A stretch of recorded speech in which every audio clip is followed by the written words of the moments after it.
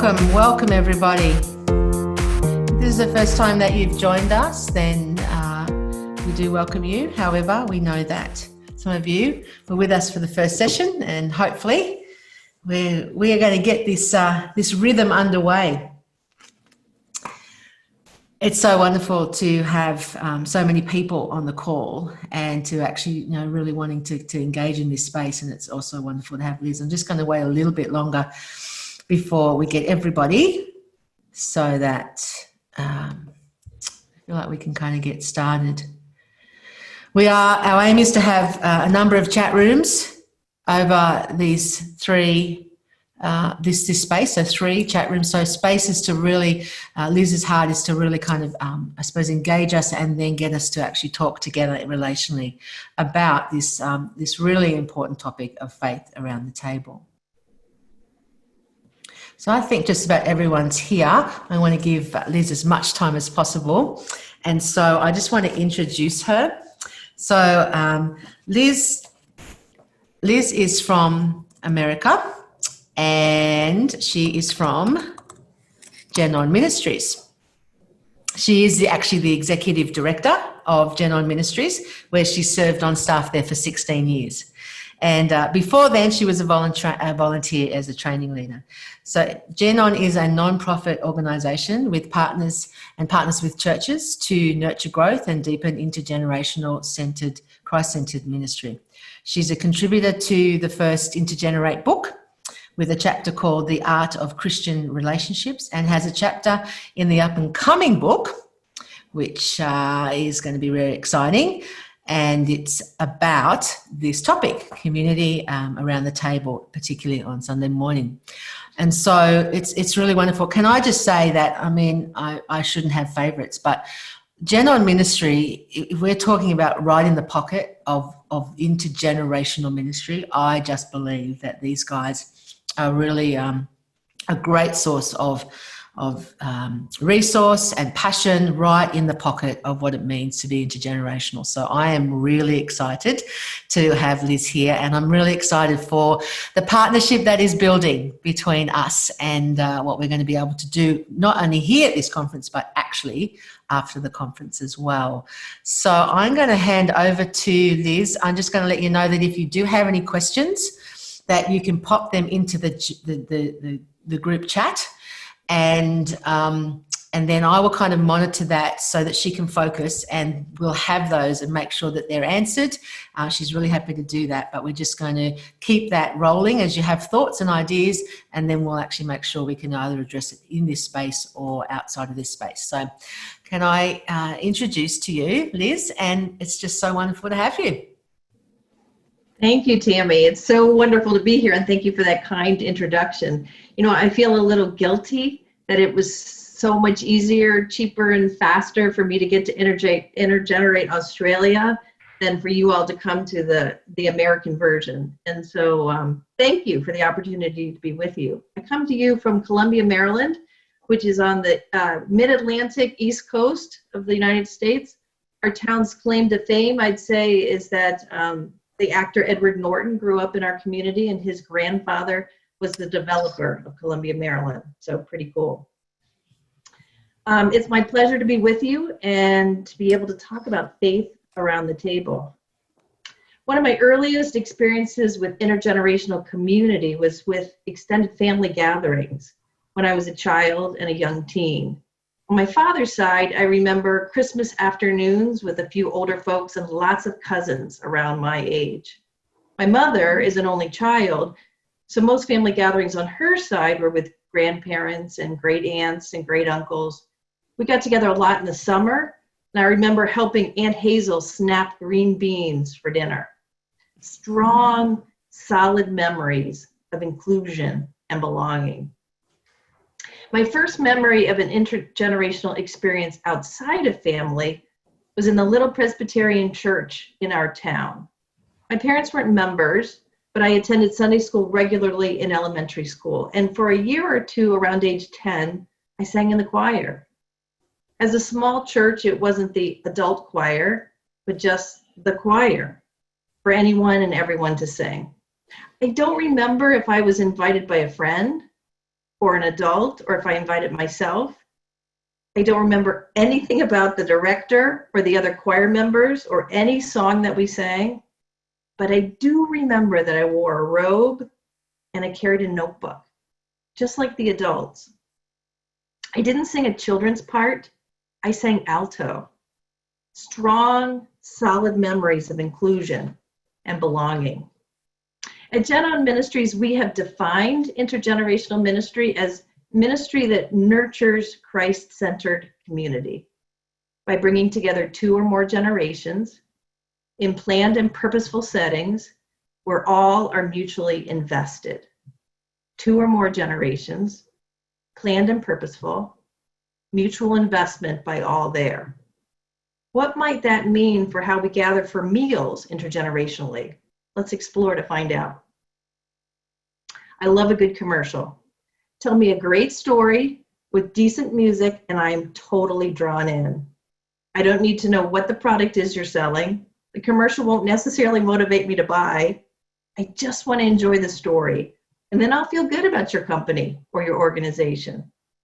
And maybe I will buy what you're selling. In marketing classes in college, I learned that for a commercial to be good, you needed to remember the product. I beg to differ. There's a Campbell's soup commercial that is current. It starts with what is presumably a grandmother inside her front door, reaching out to her grandchild, held up by the child's mother on the other side of the glass door. They're both touching their side of the door, and grandma is smiling big. Then we see a toddler sitting at a little table pretending to share some crackers with a young woman on a laptop screen. Scene after scene of people creatively connecting through pandemic circumstances, including about a half a dozen women video conferencing and all sipping from their own bowl of soup, probably Campbell's. The song playing is Crowded Table by the country supergroup, The Highwomen.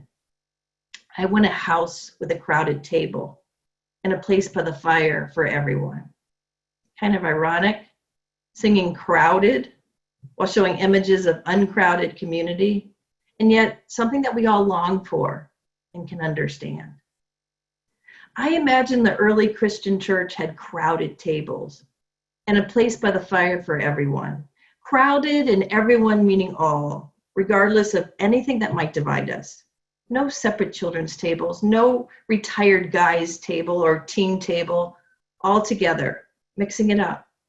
Not just in the same room or the same building at the same time, in relationship with one another, knowing or getting to know one another by name.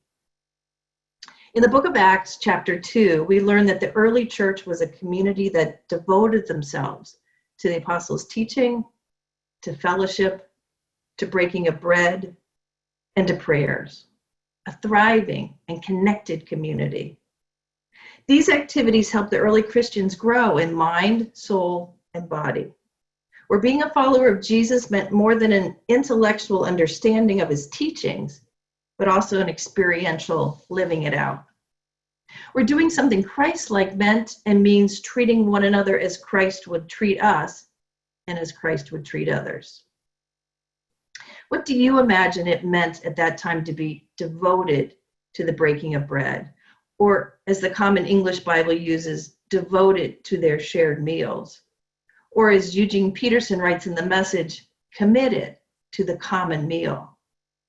What did it mean to be devoted to preparing the food, to coming to the table to eat and share the food, to cleaning up afterwards? What generations do you imagine were gathered at those tables in the early church? What did their crowded tables look like? What did they sound like? So we're going to send you to breakout rooms so that in small groups you can imagine together about the sights and sounds of the early church's common meal. Who might have been there? Especially as it relates to our conversation about intergenerational community. What might it have meant to be devoted to these meals? We're going to give you about 10 minutes to talk, and then you'll come back. You'll see a 60-second warning clock, meaning it's time to wrap up your conversations, but go ahead and take that whole time until you're brought back into the room. So you're going to imagine the sights and sounds of the early church's devotion to the common meal.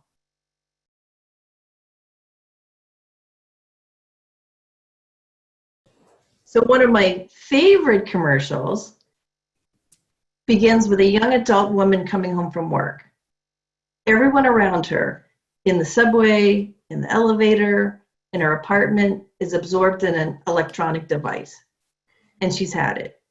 As the Jackie DeShannon song from the 60s, "What the world needs now is love, sweet love," cranks up, she and her roommate carry a table, chairs, tablecloth, and dinner into the apartment building's narrow hallway. And then they sit across from each other and wait. The elevator dings, and two adults and a little girl come out looking like they've just arrived home from work and school. They glance at the two people dining in the hallway, motion them to come sit. The little girl tugs on her mom to go join them, and they do. The guys next door pop their heads out of their apartment, and next thing you know, they're bringing more chairs and more food to share. The table gets longer as more people join, hands shake, introductions are made, and it becomes obvious that the neighbors have never really met. There's a sharing of cultures as different kinds of food are passed and served to one another, laughters and smiles, lots.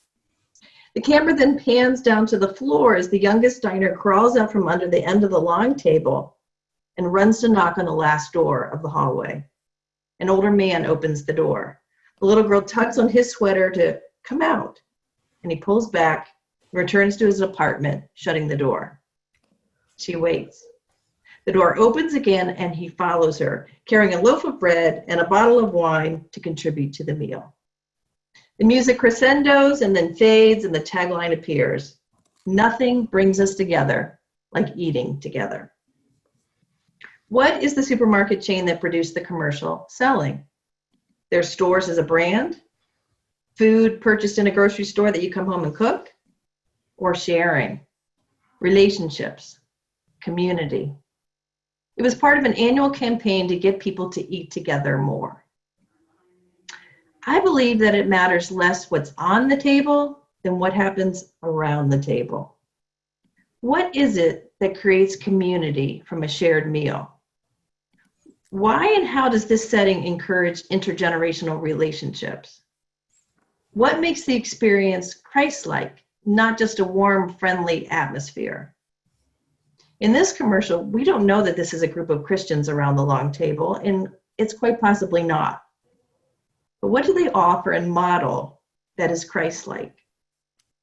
That we can be intentional to do, as Christ did and taught, to grow relationships and community through a shared meal. Number one, they're engaged. They're facing one another. They're not sitting at a counter looking ahead or on a couch watching television or gazing at their electronics. They're looking into one another's eyes, talking, smiling, nodding. Number two, they're serving one another. It's not the awkwardness of just looking and talking. They are passing the bowls and the platters, dishing one another up. Number three, all are welcome. They haven't come to the table and produced credentials of their education or experience that they have with eating. It seems a common understanding that all are welcome at that table. All can participate. There's no proving to anyone that they deserve to be there, either explicitly or implicitly. Number four, there's a sense of mutuality. There's no leader of the table that we can tell. All can pass the peas, and all can receive the peas. There's equal giving and equal receiving, providing hospitality and accepting hospitality. And number five, all belong. Everyone looks like they are valued at that table, young and not so young. It's a commercial, so perhaps they've airbrushed out any appearance of awkwardness that might exist in a real meal with strangers. But it sure looks like they're taking the effort to make everyone feel as though they belong. All biblical principles. There's a story in the book of Luke about Zacchaeus. You remember the little man who climbed into the tree to see Jesus, the tax collector who wasn't well respected. Jesus entered Jericho and was passing through town. A man there named Zacchaeus, a ruler among tax collectors, was rich. He was trying to see who Jesus was, but being a short man, he couldn't because of the crowd. So he ran ahead and climbed up a sycamore tree so he could see Jesus, who was about to pass that way. When Jesus came to that spot, he looked up and said, "Zacchaeus, come down at once. I must stay in your home today." So Zacchaeus came down at once, happy to welcome Jesus. There's much more to this story, like the way Zacchaeus responds in generosity, and Jesus telling him that salvation has come to his household. But I'm particularly drawn to the part of the story where Jesus says, "I must stay in your home today." Staying in Zacchaeus' home for the day, or perhaps overnight, would have included a meal or two.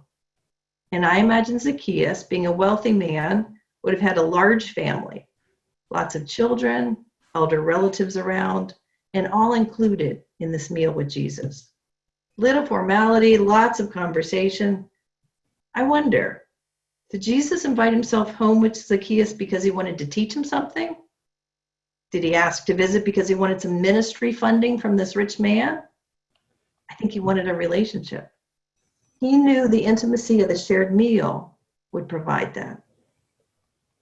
Now, what if it had been me in that sycamore tree? What if I was the one trying to see Jesus better and Jesus had looked up at me and said, "Liz, come down at once. I must stay at your house today." I'm really embarrassed to say my initial thoughts would have been something like, "Oh no, when was the last time we washed the floors? The dining room table is still filled with, is our bread fresh enough to serve? Can I quickly defrost something for a meal? How many are you bringing with you, Jesus? My son has a game this afternoon. Today, Jesus, could we schedule this for next Saturday? I'd be able to offer my best then." "Liz, come down at once. I must stay at your house today." Sometimes our intergenerational shared meals are not so planned out. They're a little more spontaneous and immediate, like the apartment building hallway and lunch with Jesus. What would have been your initial thoughts if you had been in that sycamore tree and Jesus invited himself to your house, particularly about the meals you needed to provide? And then what do you wish had been your immediate thoughts? You got about another 10 minutes to talk in your small groups. So imagine your own thoughts in response to Jesus inviting himself to your house today, and maybe what alternatively you would have thought.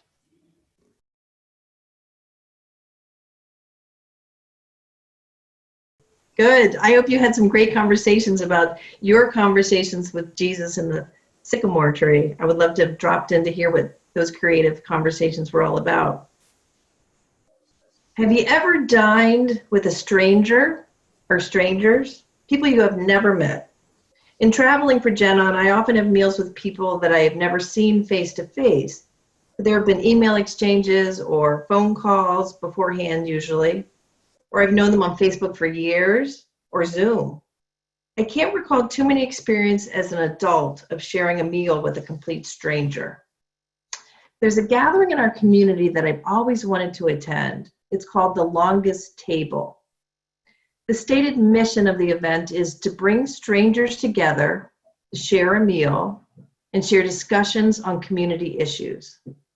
The meal is served family style, where platters and bowls are passed at one long, ginormous table. It's set up in the parking lot of our community college, and in 2017, the first year it was held, 320 people attended, dining at one long 320-foot table. Imagine it. It's part of our library system's Choose Civility initiative, meant to enhance respect, empathy, consideration, and tolerance in our county. An article in the Baltimore Sun newspaper says that guests were purposely separated if they came with someone they knew, and sent to seats at the table so far apart that they would have to squint to see each other. Some guests began the evening quiet and cautious. They made small talk about the beautiful weather, nibbling on whole grain bread and salad, politely passing the main course, Alfredo-style pasta with dill and capers, served family style, to neighbors whose names they did not know. A paper table runner with questions like, "How would you describe your neighborhood?" And What brought you to the longest table, stretched before the guests? The long table broke off into small groups led by one of about 35 volunteer hosts or conversation facilitators who used the questions on the table to spark dialogue. I spoke with one of the organizers recently and asked her, why did you choose to do this over a meal? Why not just gather people together for a meeting with the same small group conversations? I knew the answer before she replied, but wanted to hear her affirm what I believe. Because, she said, it's been proven that eating together, breaking bread, is a place that provides conversation that doesn't occur as easily in a more formal setting. It breaks down barriers and supports commonality. Relationships, mutually invested. Why serve family style at one long table? Why not buffet style or have people pick up box dinners to take to the table? She answered, for the same reason, the opportunity to pass the bowl, to share the communal experience. Also, by having the food on the table, it leaves more time for sitting and talking than a buffet line provides. I asked about the mix of people, and she said that they were working to include a better mix. The first year, there wasn't the age or ethnic diversity that they had hoped for. So they were intentional about making that happen in subsequent years in a variety of ways, planned and purposeful. Did they have any feedback, even anecdotally, about how people felt at the beginning of the meal and then how they felt when they left? She said it was particularly interesting the very first year when people came not knowing what to expect, but had known and trusted the organizers to put on a good event. Many, except the most extroverted, appeared nervous when they arrived, showing up in a space with people they didn't know. Many came with a friend, which is why there was a plan for intentional seating so they wouldn't be together. And then, I asked, after 90 minutes of dining with strangers? Wow, great opportunity, is what they said, and they wanted to come again. Many exchanged phone numbers to get together later. In the book of Hebrews, we read, do not neglect to show hospitality to strangers, for by doing that, some have entertained angels without knowing it. Which perhaps was a reference to a story from Genesis, where 3 men appeared to Abraham. He offered to provide them rest in his shade, a little water, and bread to refresh themselves. And then Abraham told Sarah to quickly make some cakes while he prepared a calf and set it before them. I like to imagine that Abraham and Sarah sat at the table too, and they all ate together. Or maybe it referred to the 2 angels who arrived at Lot's door. He made them a feast and baked unleavened bread, and they ate. They ate. The 2 angels? Or the angels joined by Lot and his family? Dining with strangers, entertaining angels, engagement, serving, welcoming, mutuality, hospitality given and hospitality received, sense of belonging, builds relationships. See a pattern here? What is it about shared meals? Shared meals, not just sitting next to each other after going through a buffet line, but shared meals that can take us from strangers to friends, or from friends to better friends. What makes this shared meal a critical part of nurturing relationships? It's more intimate and personal, more Christ-like, I would suggest. I had a conversation with a college student working on a project for Gen On. Ryan interviewed denominational and ministry leaders to help us better support churches. One discussion we had was about community meals. He had been to observe a Logos ministry in a church as part of his research. Logos includes a shared meal as one of the 4 components reflecting the activities of the early church: teaching, fellowship, breaking of bread, and prayers. Ryan's parents are from China. His observation, based on that heritage and being raised in America for 19 years, was this: Americans serve themselves, get their own plates of food. And in the Eastern culture, people eat family style, passing the food and serving one another. It wasn't meant as a judgment, but an observation.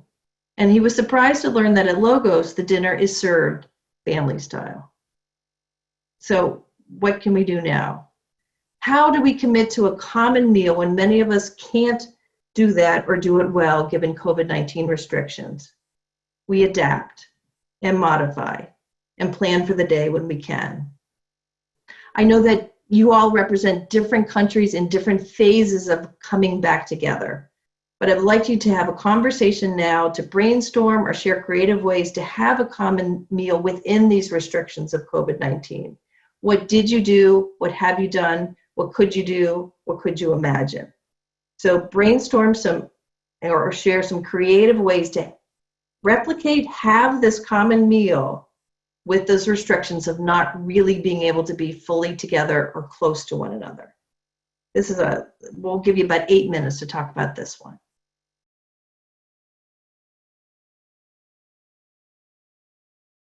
All right, I would have loved to have been to hear your ideas. And if there's any kind of forum where those ideas could be shared, a Facebook group or something that is easy enough for people to post the ideas, I would love to learn from those.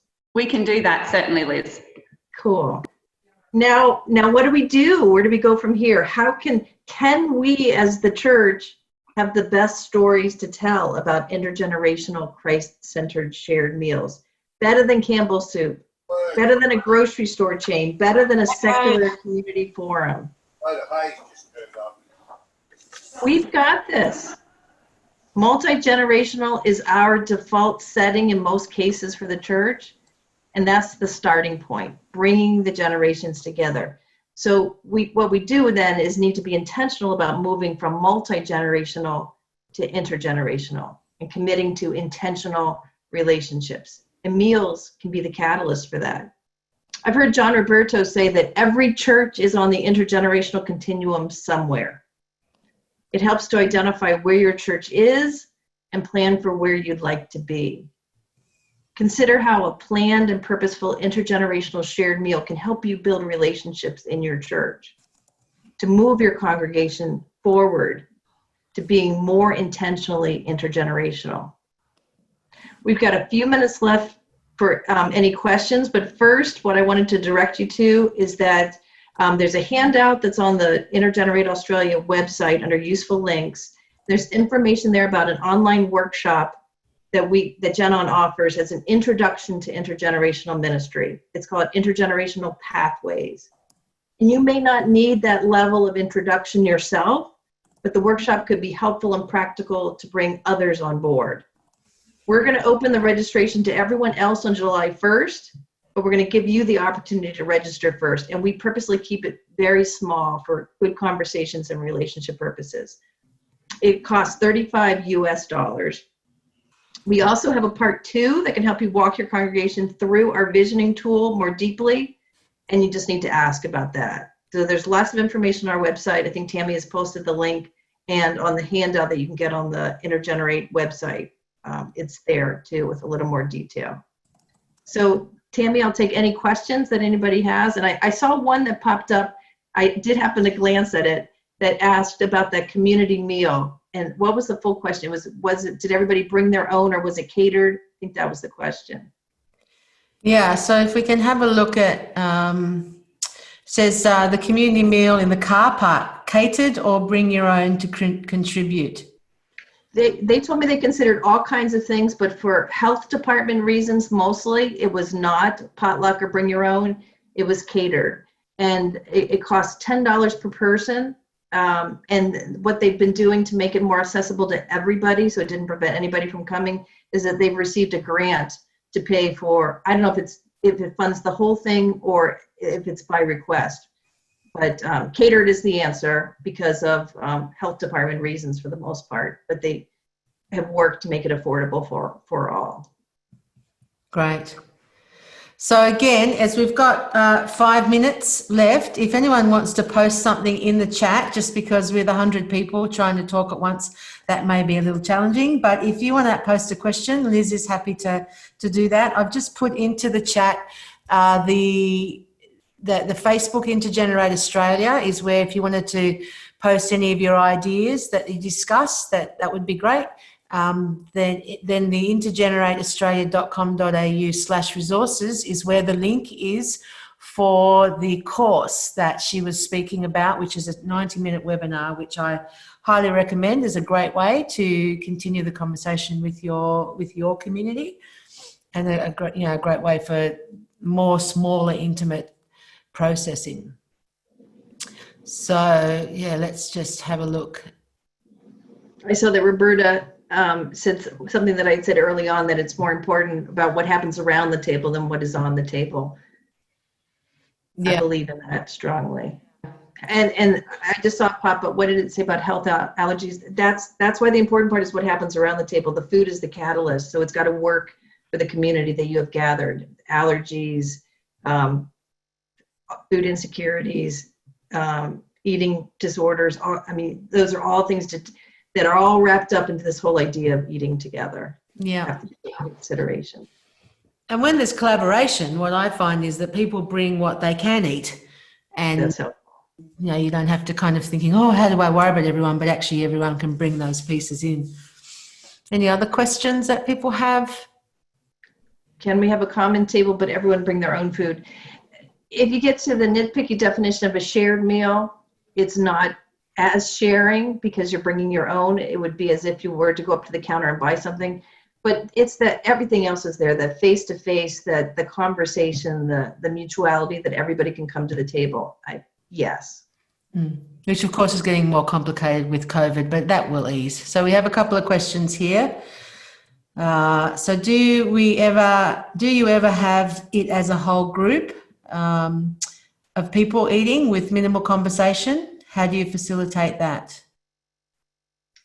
Well, with that the longest table, what they did is they had the paper on the table where there were actually questions there ahead of time. So there's the introversion.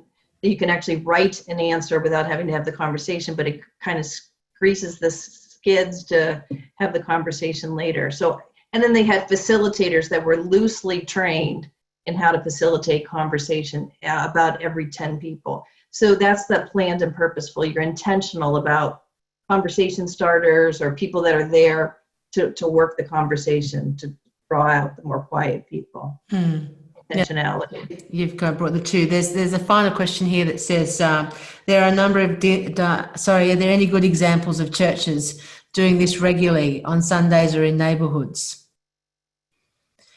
That's a really good question. Respond to that. Sundays. You have. And what I would offer up is for your church to do that. Take a look at our Sunday lift. It was created with that in mind. It's the common meal around. Is just a different way of doing Sunday school, Sunday morning. So there are churches that are beginning to look at that and do it. Yeah, there is some amazing, that's a great conversation itself, to be able to, again, this is why we need to have time to be with each other, to go, oh, these people do this and these people do this, and we can learn from each other and share the stories. So some things straight away you're getting people coming back here saying. I want to read all those comments because there's lots of good ideas. The camp model where things are put on a placemat and there's just conversation starters there. Yeah, dinners of 8 where you invite new people to come. Yeah. Yeah, table topics on tables. First conversation starters, dinners of 8. Yeah, so some great stuff. It's such a powerful thing, isn't it? Conversation and food. Mm-hmm. And it's such a great entry point, isn't it? Because again, one, we all need to eat. Even introverts need to eat, and it's a comfortable way to start conversations. Depends on who's cooking. Yeah, that's great. So we've got Messy Church is a great model. There's a lot of the There's a meal as part of that. Absolutely. Dinner church, Sunday suppers. Mm-hmm. Yeah, it's wonderful. And open-ended questions. Alpha, yeah. Barbecue church at Bell's. Is that on the beach? No, that's Bell's is down in Victoria. So wonderful opportunities. Great place. Well, it was great to be with you. Thank you, Tammy, for the invitation. I love that the hour went so fast, and it was good to be with everybody. Absolutely. I just really appreciate your time. and your thoughts. And again, we've got this recorded so people can process that and use that as a catalyst for conversations, as well as the pathways as another great catalyst to continue this conversation. So God bless you. Thank you.